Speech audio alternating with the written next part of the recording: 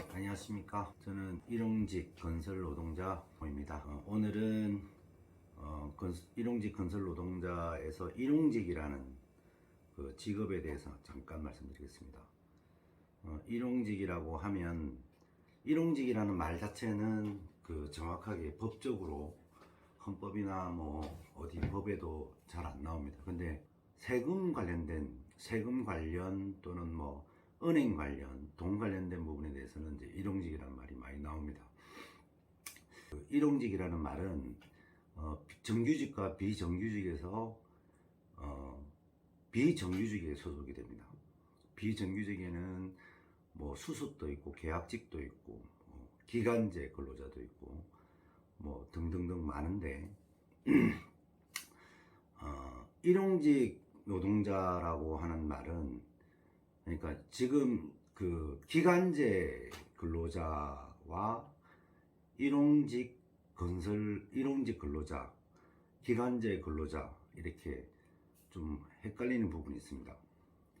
일용직 근로자는 그야말로 일용입니다. 당일 하루 그 인력 사무실에 나가서 하루 일을 하고 그날 돈을 받는, 그걸로 다음 날에는 그 현장에 나갈지 안 나갈지 모르는 그런 사람들이 일용직 근로자라고 하고, 그 다음에 그 건설 일용직이라고 이제 앞에다가 이제 건설이라는 걸 붙이면 일용직이 뒤에 붙으면 그건 사실은 이제 기간제 근로자에 소속이 되는데, 기간제 근로자라는 게 뭐냐면 이제 그 근로계약서에 기간이 들어가는 거죠. 일주일이면 일주일, 뭐 한 달이면 한 달, 아니면 공사가 끝날 때까지 뭐 이런 기간이 들어가는 게 근로자인데, 기간제 근로자도 사실은 뭐냐면 왜 일용직이라는 말이 들어가냐면 그 급여를 받을 때 하루하루에 대한 거를 계산을 해서 급여를 준다는 겁니다. 정규직이나 상용직 같은 경우는 그냥 한 달에 얼마, 연봉이 얼마 이렇게 정해지잖아요. 근데 일용직이라는 거는 하루 오늘 일을 했냐 안 했냐, 오늘 오전만 근무했냐 오후까지 근무했냐, 뭐 연장 근무까지 했느냐, 뭐 그런 걸 가지고 이제 급여가 지급이 된다. 그래서 하루를 기준으로 한다라는 것 때문에 이제 일용직이라는 말이 들어갑니다. 일용직 근로자라는 말은 이제 그 저번에 말씀드린 것처럼 근로자는 일만 하는 사람이에요. 그러니까 회사에서 사측 중심에서의 표현이 이제 근로자인데, 일용직 노동자는 뭐 아마 요즘은, 옛날에는 대학만 졸업하면 거의 다 정규직이었어요. 그냥 들어가면 다 정규직인데 지금은 대학을 나와도 거의 다 일용직에 가깝습니다. 뭐 계약직 형태로 계약 기간 동안만 일을 하는 기간제 근로자도 많고, 기간제 노동자도 많고, 그 다음에 수습이라는 특정 기간을 줘서 내가 너를 쓸지 안 쓸지 너 하는 거 봐서 이렇게 쓰는 경우도 많고, 예, 그렇습니다. 그리고 제가 이제 오늘 말씀드리고 싶은 부분은 일용직 건설 노동자에 대해서 좀 말씀을 드려보려고 합니다. 일용직 건설 노동자라고 하면 한마디로 나쁘게 표현한, 노동자를 아주 폄하해서 표현하는 노가다꾼이라고 이제 말씀을 드릴 수 있는데, 노가다라는 말은 뭐 구구산전에도 안 나오고 어디에도 나오는 단어가 아닙니다. 노가다라는 말은 뭐 누군가는 해석을 하기를 일본 말 중에 노카타, 너 빨리 뭐 이런 뜻이래요. 그래서 옛날에 일제시대 때 우리 일본 애들이 우리를 이제 강제징용을 해서 일을 시킬 때 너 빨리 일을 해 이 말을 계속했대요. 너 빨리 이렇게 이야기를 함으로 인해서 그 말이 노갔다 뭐 이래서 우리가 하는 일이 노가다인가 보다. 그래서 옛날에는 뭐 일제시대 때는 뭐 전부 다 삽질하고 뭐 집 나르고 등짐지고 뭐 이런 것들이기 때문에 그런 비슷한 일이 이제 우리 노동자들이 하는 일이라서 노가다라는 말을 하는데, 일용직 건설 노동자의 종류가 몇 가지가 되는지 혹시 아십니까? 일용직 건설 노동자는 종류가 어마어마하게 많습니다. 아파트 같은 경우를 지을 때 보면 토목이 있어요. 토목 건설 노동자가 있고, 그 토목이라는 건 이제 그냥 산이나 아니면은 뭐 허벌판에다가 땅을 이제 우리가 이제 집을 짓거나 할 그 땅을 이렇게 이제 고르거나 파거나 뭐 이렇게 그러니까 원 땅에 대한 공사죠. 그래서 거기에는 이제 버림이라고 해서 바닥에다가 이제 기초를 세워 주는 거죠. 토목이 있고, 토목 공사가 끝나고 나면 이제 건축 공사가 들어갑니다. 건물을 올리기 위한 뭐 철근을 세우고, 거기다가 형틀을 이제 붙인 다음에 형틀공이 있죠. 그러니까 토목공이 있고, 토목공 다음에 이제 건축공이 있는데, 건축공들 중에는 철근공이 있어요. 철근공이 이제 철근을 가지고 이제 그 모양을 이제 철근으로 잡아주면 거기다가 이제 형틀공이라고 있는데, 형틀은 이제 폼 같은 거를 붙이는 거예요. 합판 같은 거, 옛날에는 나무로 했죠. 다 합판 같은 걸 붙여서 그 합판이 이제 다 짜지면 거기다가 이제 콘크리트를 부어줍니다. 부으면 이제 그게 건물의 한 층이 되기도 하고, 그 다음에 벽만 되기도 하고, 그렇게 해서 이제 계속 쌓아서 올라가면 이제 아파트가 되는 거죠. 건축 쪽에는 외부에서 보면 이제 그런 것들이 있고, 또 이제 그 이제 콘크리트가 세워지면 이제 내부 골조로 들어갑니다. 골조에 들어가면 지금 같은 경우는 이제 경량철골, 뭐 벽체공사 이래서 이제 석고보도 붙이고 뭐 집 모양을 이제 안에 가꾸는 거죠. 그리고 또 그 안에는 또 뭐 도배도 할 것이고, 또 전기공사도 할 것이고, 통신공사도 할 것이고, 그런 일들이 전반적으로 그 기본적인 작업을 하시는 분들이 다 일용직 근로자입니다. 저는 처음에는 그 건축 그 일용직으로 일을 하다가 지금은 플랜트 건설 일용직으로 지금 일하고 있는데, 플랜트라는 말 자체는 이제 공장이라는 뜻이잖아요.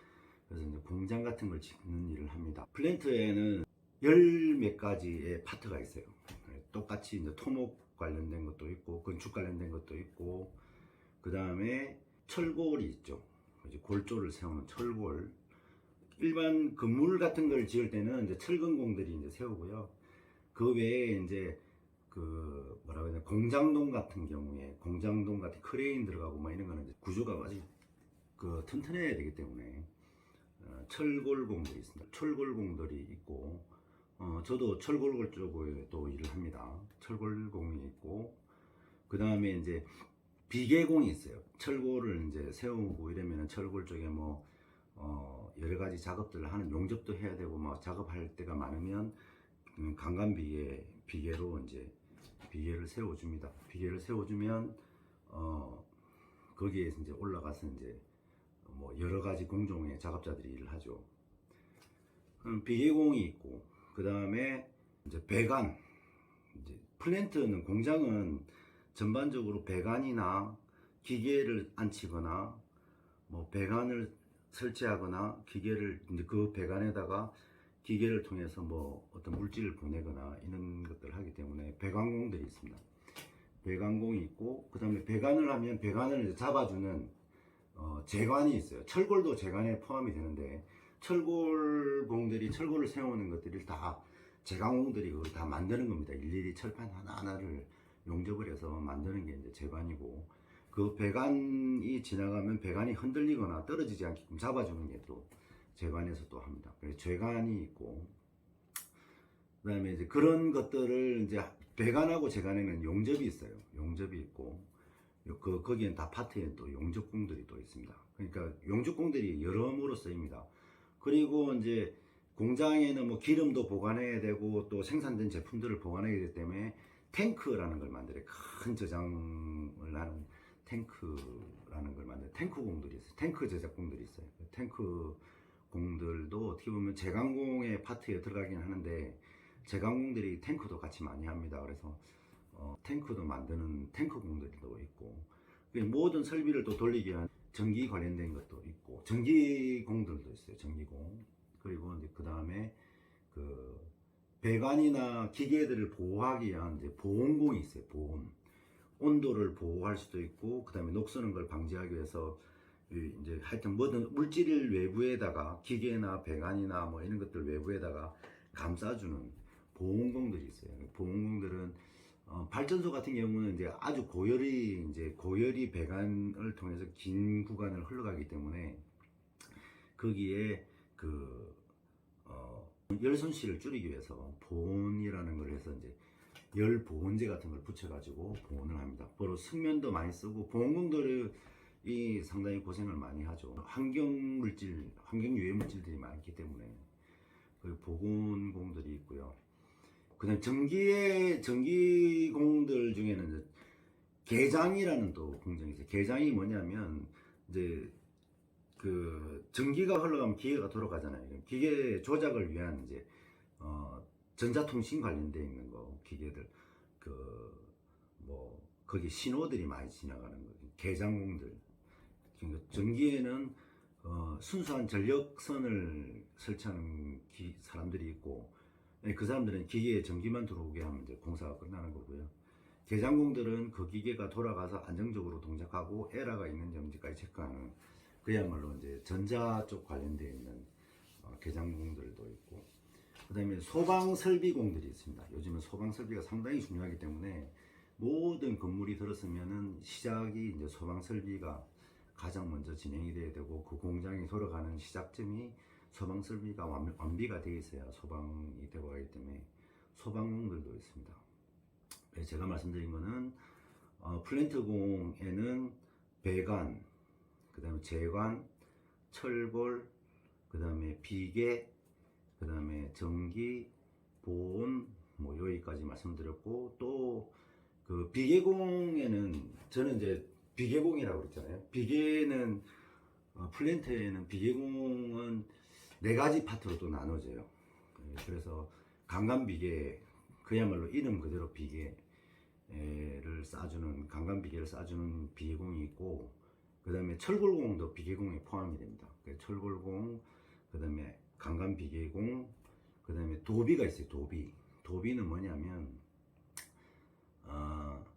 이제 중량물, 기계 같은 것들이 이제 들어오면 설치할 위치까지 이제 기계를 옮겨주는, 중량물을 옮겨주고 설치를 하게끔 세팅을, 준비 작업을 해주는, 물건을 옮겨주는. 공장에 기계를 이렇게 넣다 보면 크레인으로 그냥 떠가지고 그냥 쉽게 넣을 수도 있지만 크레인이 못 들어가는 데가 많아요. 그러다 보면 체인블럭이라는 걸 써서 막 이제 받아치기를 몇 번 받아쳐서 물건을 원하는 장소까지 옮겨놔야 돼요. 상당히 중량물이기 때문에 그 물건에 대한 이해도도 높아야 되고, 그 물건을 옮기기 위한 도구들을 잘 알아야 됩니다. 도비라는 게 있어요. 도비랑 비계는 말 그 자체가 똑같습니다. 비계는 그 하늘을 나르는 비자에다가, 걔는 이제 큰 어떤 그 땅 뭐 이런 뜻인데, 하늘에다가 공중에다가 사람이 작업할 수 있게끔 공간을 만들어 주는 게 비계라고 하는데, 도비라는 거는 이제 말이 이제 거꾸로 되어 있죠. 하늘에다 길을 만들어 준다는 거예요. 길도자에 날비자, 하늘 위에다가 길을 만들어 준다. 그러니까 그 길이 이제 배관이든 제관이든 어떤 그 물건이 흘러가는 거를 이제 설치해 준다, 또는 그렇게 작업이 되도록 도와준다, 하늘에다가 이제 길을 만들어 준다, 이런 의미를 가지고 있습니다. 도비가 있고, 또 하나는 이제 신호수가 있어요. 신호수는 뭐냐면 장비를, 크레인이라든가 카고라든가 아무튼 그 장비를 이제 신호를 통해서, 무전을 통해서 타워 크레인이라든가 이런 것들을 이제 물건을 안전하게 운반하는 신호수들이 있습니다.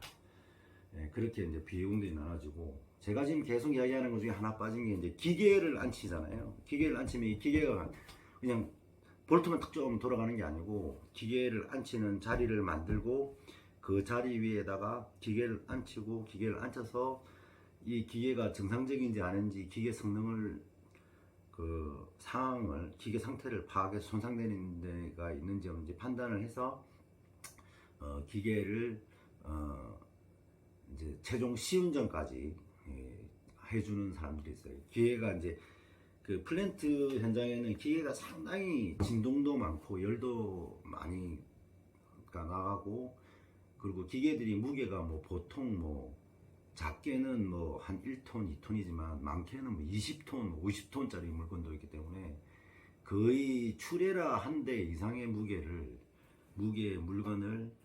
그 안전하게 외국에서 들어오거나 한국에서 큰 대기업에서 만든 제품들을 현장까지 옮겨서 그 옮긴 물건들을 안전하게 놓기까지 기계공들이 이제 참여합니다. 기계공들 중에는 아까 내가 말씀드린 그 도비라고 하는 중량물들을 다루는 사람 기능들이 상당히 우수해야 되고, 기계의 어떤 그 표준 편차가 1mm, 1mm가 아니고 100분의 몇 mm의 표준 편차로 설치가 돼야 돼요. 안 그러면은 이 기계는 고정된 물체잖아요. 뭐 플렉스블하게 움직이는 게 아니고 막 딱딱한 아주 두께가 엄청나게 큰 거를 맞춰서 연결을 해야 되기 때문에, 만약에 그게 안 맞으면은 기계가 돌아가는 순간에 다 빠그러져 버리겠죠. 각이 안 맞으면. 그래서 그 각을 맞추는 과정이 엄청나게 어렵습니다. 안 해본 사람들은 거의 못하는 수준이고요. 그런 일들을 합니다. 여성분들이 그 보온공에 보면 보온의 어떤 그 보온재를 이제 그냥 있는 걸 테이프로 붙이는 게 아니고 제작을 해야 돼요.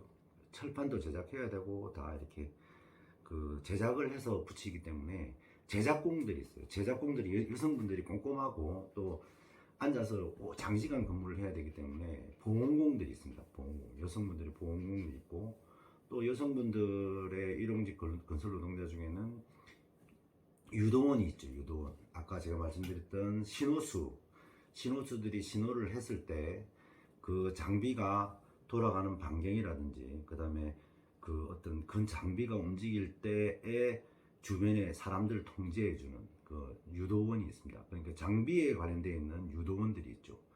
그리고 제가 아까 말씀드린 용접사들이 이제 용접을 할 때, 또는 뭐 제작을 할 때 그 그라인더 같은 걸로 이제 절단을 할 때 불꽃이 막 튀잖아요. 그러면 화기감시자가 있습니다. 그래서 유도원, 화기감시자, 보온공 이런 분들이 이제 여성분들이 있어요. 여성분들도 지금 건설 노동자 중에는 상당히 많습니다. 일반 저희 일용직 건설 노동자 중에 여성분들의 일은 일반 식당이나 그 여성분들이 일반 그 건설직 외에서 일하시는 어떤 일보다 수입이 좋아요. 한 달에 작게는 한 250, 200 정도 버시면서 많게는 4, 500 버시는 분도 있고, 평택 반도체 같은 경우는 여성분들이 한 달에 한 7, 800을 가져가신다고 합니다.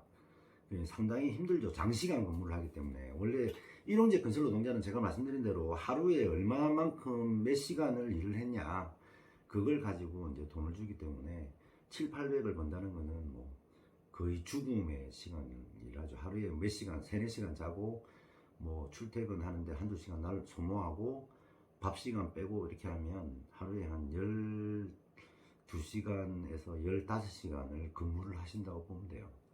상당히 힘들지만 그래도 돈벌이는 괜찮다 라는 말씀을 드리고요. 일용직 건설 노동자로 일하시는 분들이 의외로 옛날에는 뭐라고 해야 되나요? 고등학교도 안 나오시고 글자도 잘 모르시고 하는 분들도 있었다고 하는데, 제가 일을 하면서 정말 감동적인 분이 많으세요. 학교 교장 선생님 하시다가 72살인가 그랬는데, 그때 당시에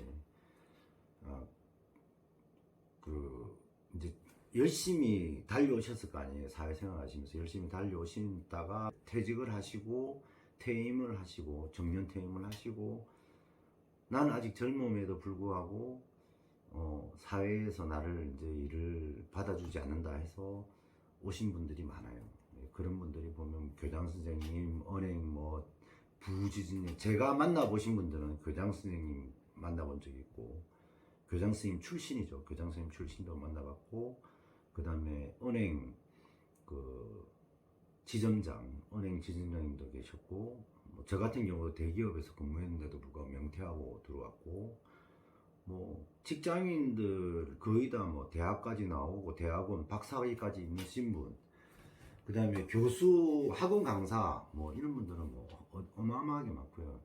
예, 그런 분들이 많은 이유는 제가 처음 강의했을 때, 강의라기보다는 제가 어떻게 현장 일용직 근로자가 됐냐를 설명하는 과정에서 말씀을 드렸는데, 수입이 다른 일을 하면 안 맞아요. 내가 내 전공을 버리고 다른 일을 하는 데 있어서 수입이 안 맞습니다. 연봉이 뭐 퇴임하실 때쯤이면 연봉이 거의 뭐 저 같은 경우도 한 7천 정도 됐으니까요. 연봉이 한 7천 가까이 되시는 분들이 현장 생활을 밖에 나와서 다른 일을 해갖고 7천을 벌라 그러면 못 받죠. 내가 그만큼 경력이 있는 것도 아니고 실력이 있는 것도 아니고 모르는 일을 하는 거기 때문에 못 받습니다.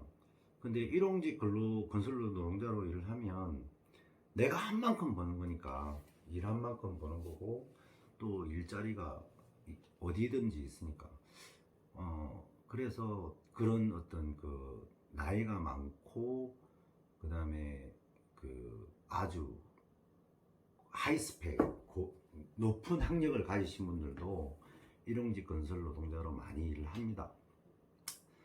일용직 건설 노동자의 장점이라고 하면, 제가 생각하는 최고의 장점은, 일용직 건설 노동자의 최고의 장점은 전 세계 전국 뭐 하여튼 이 지구상에 어디든지 가서 돈을 벌 수 있는 직업이다. 일용직 건설 노동자는. 그러니까 어디든지 가도 집은 짓고 어디든지 가도 공사나 다리도 놓고 뭐 공사를 많이 하니까요. 그러니까 어디든지 가도 돈을 벌 수 있다. 그리고 언제든지 돈을 벌 수 있다. 내가 일을 하고 싶으면 출근만 하면 돼요. 또 나중에 제가 또 한 파트를 정해서 이렇게 설명을 드리겠지만, 언제든지 일을 할 수 있다는 부분에서는 여러 가지 모순이 있습니다. 내가 일하고 싶다고 해서 일을 할 수 있는 게 아니라 취업을 어떻게 하는지에 대한 방법을 찾아야 돼요. 제가 알고 있는 부분에 대해서 제가 알고 있는 취업을 하는 방법, 뭐 그 중에 하나는 이제 노동조합이겠죠. 내가 노동조합이라는 걸 가입을 해서 노동자 조합을 통해서 취업을 이제 알선받는 뭐 그런 것도 있다라는 걸 나중에 말씀드릴 거고요. 그래서 일용직 건설 노동자로 일을 함에 있어서 최고의 장점은, 첫 번째가 어디든지 일을 할 수 있다. 전국 전 세계 어디든지 가서 내가 경력만 있으면, 할 줄만 아는 게 있으면, 뭐 토목을 해봤든 건축을 해봤든 플랜트를 해봤든 뭐 내가 해본 그 능력이 있으면, 해본 경험이 있으면 그 일을 찾아서 가면, 그 공사를 하는 곳에 가면 내가 일을 할 수 있다. 그리고 언제든지 할 수 있다. 내가 일을 할 수 있는 시기에, 뭐 내가 다른 일을 하다가 아니면 뭐 여행을 갔다 와서 갑자기 이제 돈이 좀 필요해서 일을 해야 되겠다 하면 언제든지 일을 할 수 있다. 일을 하려면 이제 취업을 하는 게 이제 관건이죠. 취업하는 방법만 알면 일은 언제든지 할 수 있다. 그리고 언제든지 또 그만둘 수 있다. 내가 그 일을 하다가 기간제 근로자로 이제 기간제 노동자로 일을 하지 않습니까? 기간제 노동자로 일을 하는 데 있어서 내가 뭐 집안에 일이 있거나 아니면은 내가 몸 상태가 안 좋구나 이래서 그냥 나 좀 쉴래, 나 오늘부터 그만두겠습니다 하면 그걸로 이제 계약은 종료되는 거라서 언제든지 그만둘 수 있고 언제든지 일을 할 수 있고 어디든지 일을 할 수 있고 어디 가서나 일을 할 수 있고, 그런 게 상당히 장점인 것 같아요. 우리가 돈 주고도 여행을 다니지 않습니까? 근데 지역에 가서 돈이 필요하면 돈을 벌고 돈을 번 걸로 그 지역에 대해서 뭐 지역에서 살아야 되고, 저도 고향은 부산이고 정규직 직장으로 다니는 거는 서울이었지만 지금은 뭐 전국 팔도로 돌아다니면서 일을 하고 있습니다. 일용직 건설 노동자로서의 최고의 장점을 세 가지 말씀드렸는데요. 어디든지 가서 돈 벌 수 있고 언제든지 벌 수 있고 언제든지 내가 쉴 수 있다. 제가 언제든지 쉴 수 있음에도 불구하고 또 언제든지 일을 할 수 있으니까 쉬는 거에 대한 부담이 없습니다. 정규직 직장들은 뭐 경력 단절 뭐 이래가지고 어려움이 많잖아요. 재취업을 하려면. 근데 일용직 근로자는 그런 게 없다 라는 말씀을 드리고, 단점이라고 하면은 일용직 건설 노동자의 단점이라고 하면 아직까지는 일용직 건설 노동자가 대한민국이 워낙 유교적인 사상, 가우가 중요한 이 사상을 가지고 있는 나라다 보니까 3D라고 했죠. 옛날에 3D. 그 힘들고 어렵고 더럽고, 그게 이제 우리 일용직 건설 노동자들의 삶이거든요, 사실은. 근데 뭐 힘든 거는 일반 정규직 직장인들도 힘든 거는 마찬가지라고 생각해요. 저는 거의 뭐 몇 번이나 뇌출혈이 일어날 정도로 잠도 안 자고 일을 해본 적이 있기 때문에 그거는 뭐 누구나 다 힘든 것 같으니까 빼고. 그다음 어렵다. 어려운 거는 돈을 이 정도 벌라 그러면 어려워야 정상이죠. 안 그렇습니까? 안 어려운데 돈을 많이 준다는 거는 세상에 있을 수가 없는 것 같아요. 가치니까요. 얼마만큼 어려운 일을 하느냐가 가치니까. 가치가 어려울수록 가치는 이제 고가치가 되는 거니까요. 그러니까 어려운 건 당연한 겁니다. 그럼 딱 한 가지 더러운 거잖아요. 먼지도 많고, 그다음 옷도 좀 베리고, 뭐 옷이 때로는 뭐 어디 걸려서 찢어지기도 하는, 그리고 조금 위험성이 좀 있습니다. 위험한 부분은 이제 아까 제가 말씀드린 대로 중량물이라든지 불이라든지 큰 뭐 장비들이 왔다 갔다 하기 때문에 사고가 나면 거의 뭐 중대 사고입니다. 사고의 위험이 많은데 지금은 대한민국이 워낙 안전에 대해서 강요를 많이 하는데 국가 기업들이 안 따라줘서 그렇지, 자기가 뭐 크게 내가 꼭 조심해서가 아니라 내가 객기만 안 부리면 그냥 하지 말라는 거 안 하면 되는데, 내가 객기로 뭐 그냥 위험한데도 그냥 가고, 구멍이 펑펑인데도 막 전화기 쳐다보면서 걸어가고, 그러다 보면 이제 다칠 수는 있지만 제가 아직 15년 가까이 일을 하면서 크게 다쳐본 적은 없는 것 같아요. 다치는 사람 본 적도 없습니다, 사실은. 다쳐서 이제 앰뷸런스에 실려가는 경우는 몇 번 봤는데, 그거는 이제 다쳐서 갔다기보다는 이제 지병이 좀 있으신 분들이 현장에서 일을 하다 보니까 이제 과로를 하죠. 햇볕에 오래 노출되고 있는 것들 때문에 좀 병원에 가시는 건 봤지만, 아직까지는 제가 좋은 현장만 다녀서 그런지 크게 뭐 다치고 있는 현장은 본 적이 없습니다. 안전 뭐 지금 대한민국에 깔려 있는 공사 현장, 일용직 건설 노동자가 일하는 현장 수에 비하면 사고율이 그렇게 많지는 않은 것 같아요. 그리고 숨기는 것도 많고 사실은. 그래서 그 사고라는 거는 뭐 우리 정규직들도 마찬가지니까요. 뭐 현대제철이나 뭐 현대에서 일하시는 분들, 정규직으로 일하시는 분들도 상당히 위험한 일이 많습니다. 똑같습니다, 어떻게 보면. 그러니까 더럽다, 그 부분은 좀 일용직 건설 노동자가 좀 안고 가야 되는 부분입니다. 더럽고 좀 천대를 좀 받는, 아직까지는 문화적으로 그런 거는 있지만, 우리가 뭐 현장 돈 벌려고 직장을 가는 거지 뭐 가오 세우려고 가는 거 아니지 않습니까? 돈 많이 벌고 내가 번 돈으로 행복하게 살 수만 있으면 그게 좋은 거 아닌가. 직장으로서는 내가 원하는 만큼 벌 수 있고, 그리고 그 돈을 가지고 내가 행복하게 살면 그게 좋은 거 아닌가. 그래서 꼭 일용직 건설 노동자라고 해서 자기를 비하하거나 내가 하는 일에 대한 좀 뭐라고 해야 되나요? 비약 이런 건 좀 안 했으면 좋겠습니다. 그리고 일용직 건설 노동자에 대해서 잘못 이해하시는 분들이 많은데, 아무 기술이 없어도 일용직 건설 노동자를 할 수 있느냐?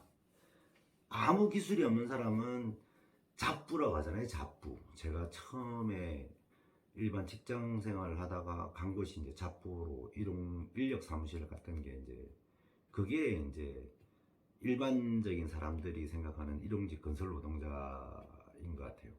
근데 실질적으로는 일용직 건설 노동자는 저도 같이 일하시는 형님들이 뭐 경력이 다 40년, 뭐 30년 뭐 이런 분들이 다 같이 일을 하는데, 아주 그런 형님들은 제가 따라갈 수가 없습니다. 아무리 내가 뭐 대학을 나왔고 뭐 이렇다고 해서 금방 따라갈 수 있고 배울 수 있는 게 아닙니다. 경험대 그 이렇게 생각하시면 돼요. 일용직 건설 노동자의 삶은 어떻게 보면 축구를 하거나 골프를 치거나 그 다음에 친구들끼리 어떤 게임을 하는 거랑 똑같다고 생각하시면 돼요. 그 이야기는 뭐냐면 예를 들어 축구를 예를 들어 볼게요. 축구를 뭐 조기 축구에도 많고 축구를 잘하시는 분도 많고 하지만 지금 저 같은 경우는 축구는 손흥민 축구밖에 안 봐요. 손흥민이라는 우리 진짜 그분의 축구를 차는 거 보면 잘하는 정말 잘하니까요. 예, 그런 것처럼 축구는 누구나 할 수 있지만 잘하는 사람은 있어요. 그만큼 연습도 많이 했을 거고 그 다음에 거기에 재능도 있고 이런 사람들이 있습니다. 예, 그래서 우리가 일용직 건설 노동자의 일을 만만하게 보면 안 됩니다. 확실히 경력이 있으신 분들에 대해서는 뭐 대학 나온 어떤 건설 관련 학자들도 현장 경험이 있으신 분하고 이렇게 기술적으로 싸워서 못 이깁니다. 그만큼 일용직 건설 노동자의 능력은 대단합니다. 왜 그러냐면 정규직 같은 경우는 우리가 이제 공부를 하면 축구 제가 게임하고 똑같이 예를 들었잖아요. 그런 것처럼 그 축구 선수나 뭐 가수나 이런 사람들은 그것만 하지 않습니까? 그것만 열심히 해서 그쪽 분야에 거의 달인이 된 거잖아요. 그런 것처럼 일용직 건설 노동자도 예를 들어서 철근공이다. 이 사람은 처음 인류부터 철근을 했고 지금까지 철근을 해온 거예요. 이 사람은 뭐 철근에 대해서 저 멀리서 봐도 두께가 얼마인지, 이걸 어떻게 꼬매야 되는지, 이걸 어떻게 놓아야 되는지, 어떻게 잘라야 되는지, 어떻게 옮겨야 되는지를 이 사람은 다 알고 있단 말이에요. 근데 대학 갓 졸업한 애가 책 보고 공부해가지고 와가지고 이 물건에 대해서 어떻게 알겠냐고요. 물건을 본 게 처음일지도 몰라요. 몇 번 보지도 않았을 거예요. 그런 사람들이 작업 지휘를 한단 말이에요. 거기에 아무것도 모르는 우리 일용직 건설 노동자들은 그냥 막 따라서 할 수밖에 없죠. 근데 정확하게 알고 있으신 분은 그분한테 이제 설명을 해주죠. 이건 이렇게 하면 안 되고, 이렇게 해야 되고, 이런 설명을 해주면서까지, 그래서 이제 현장이 이제 공장이 만들어지고 하는 겁니다. 뭐 아시다시피 어떻게 일반 개인이 그걸 알겠어요? 모르지. 모르는 게 당연하지 않겠습니까? 그렇습니다. 그래서 그 일용직 건설 노동자의 기술에 대해서 너무 하찮게 생각하시는 거는 좀 결례고 오만입니다. 오만. 정말 일용직 건설 노동자의 기술력은 몸으로 한 가지 일에 대해서 몸으로 몇십 년간 해오신 분들의 기술이고, 그분들은 그 물건이 생기기도 전부터 그 물건을 처음 다뤄봤고 지금 발전해 가는 건 그 물건이나 그 건물의 형태나 그 어떤 기계의 변화를 과정을 다 봤기 때문에 이 새로운 나온 물건이 내가 아무것도 모르는 거라도 원리만 비슷하면 다 압니다. 알고 있고, 거기에 또 요즘은 또 매뉴얼이나 이런 것들이 워낙 잘 나오기 때문에 그분들이 영어도 외국 파견도 많이 가요.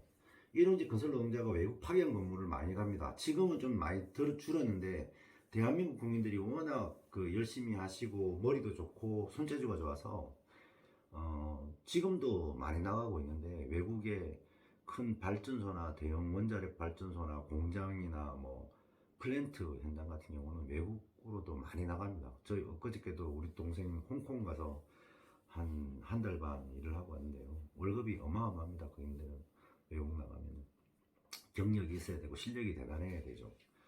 네, 그렇습니다. 오늘은 일용직 건설 노동자가 어떤 파트인지, 그리고 일용직 건설 노동자에 대한 보는 관점, 그 일용직 건설 노동자가 얼마나 진짜 대단하신 분들인지 이런 설명을 드렸습니다. 저는 생각할 때 웬만한 대학 교수보다는 현장에서 3, 40년 하신 분이 현장에 대해서는 더 정확하게 알고 있고 그분의 말을 들어야지 객기를 잘못 부려서 뭐 자기가 알고 있는 잘못된 지식을 가지고 강요를 하다 보면 대형 사고 납니다. 폭발 사고 나고. 지금 뭐 얼마 전에 아파트 무너진 거 보십시오. 그 사람들이 뭐 일용직 건설 노동자가 저기 콘크리트를 부었겠습니까? 아무것도 모르는 관리자들이 경비 아끼겠다고 시간 줄여서 막 갖다 부은 거잖아요. 부으라고 하니까 붓는 거지 뭐 일용직 건설 노동자가 회사에서 부으라고 하는데 싫다고 안 부는다고 그렇게 할 수는 없으니까 부었겠죠. 그래서 그 중대재해처벌법에서 기업이 처벌을 받는 게 맞습니다. 오늘은 여기까지 말씀을 드렸고요. 일용직 건설 노동자로 삶에 있어서 만약에 조금이라도 일용직 건설 노동자에 대한 관심이 있으시다면 이 영상을 보시고 좀 긍정적으로 생각하셔서 일용직 건설 노동자로 어떤 파트에서 기술을 배우고 싶고 내 적성에는 어떤 파트가 맞고 그리고 일용직 건설 노동자로 살면서 어떤 삶을 살아가실지 한번 생각해 보시는 시간을 가졌으면 좋겠습니다. 끝으로 그 구독과 좋아요 그리고 저장 많이 해주시면 저한테 또 제가 이 영상 만드는 데서 힘을 얻을 것 같고요.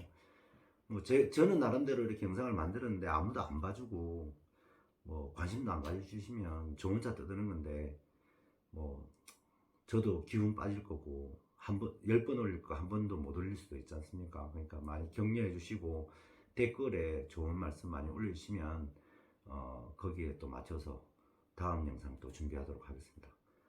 오늘 영상 감사합니다.